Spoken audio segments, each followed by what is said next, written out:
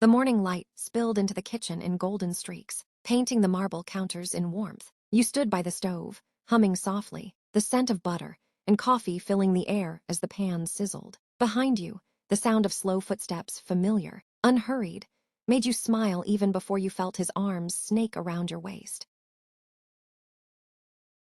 "Good morning, Mrs. Jian," Jungkook murmured against your shoulder, voice still husky from sleep. His grip tightened slightly, chin finding its place in the crook of your neck. "Why are you up so early again?" You giggled softly, flipping the eggs. "Because unlike Mr. CEO, I don't have a team of assistants to do everything for me."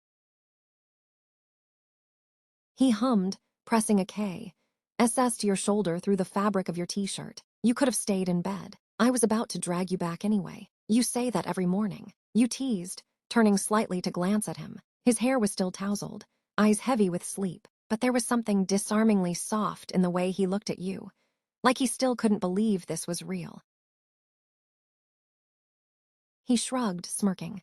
"Maybe I just like the view." You rolled your eyes, trying to suppress your smile. "Flattery won't get you extra toast." "Who said I want toast?" he murmured, leaning closer until his breath tickled your ear. "I want you."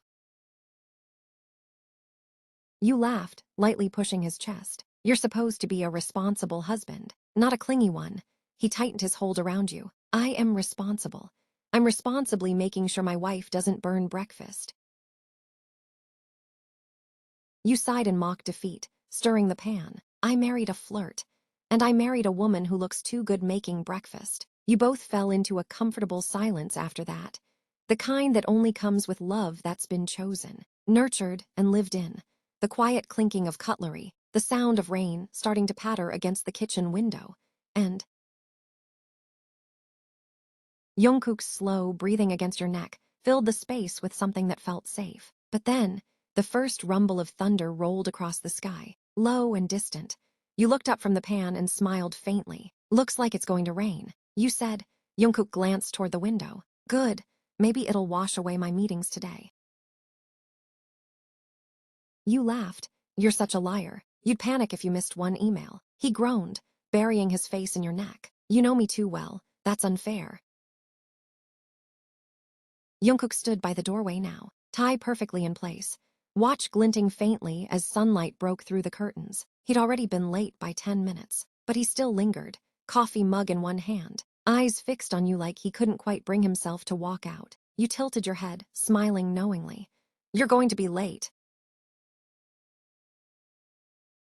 He stepped closer, his grin lazy. "Then let me have a reason worth being late for." You didn't even get the chance to answer before his hand came up to cup your cheek. He pressed a soft K, SS to your L, PS, slow and familiar, like it was his favorite morning ritual, then one to your forehead. "I'll text you when I get there," he whispered.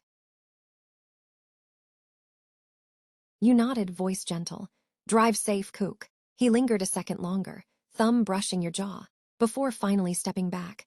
"Don't miss me too much." You rolled your eyes, trying not to laugh. "Go, before I lock the door." He chuckled, grabbing his jacket and walking out, the sound of the door closing left behind, a silence that somehow still felt full warm from where his presence lingered. For a long moment, you just stood there, smiling faintly at the space he'd been. Then you turned, toward the kitchen, hands on your hips, and sighed at the mess of half-used dishes, crumbs and coffee stains. "Now," you muttered under your breath, tying your hair up and eyeing the chaos with mock determination. "Let's clean you up."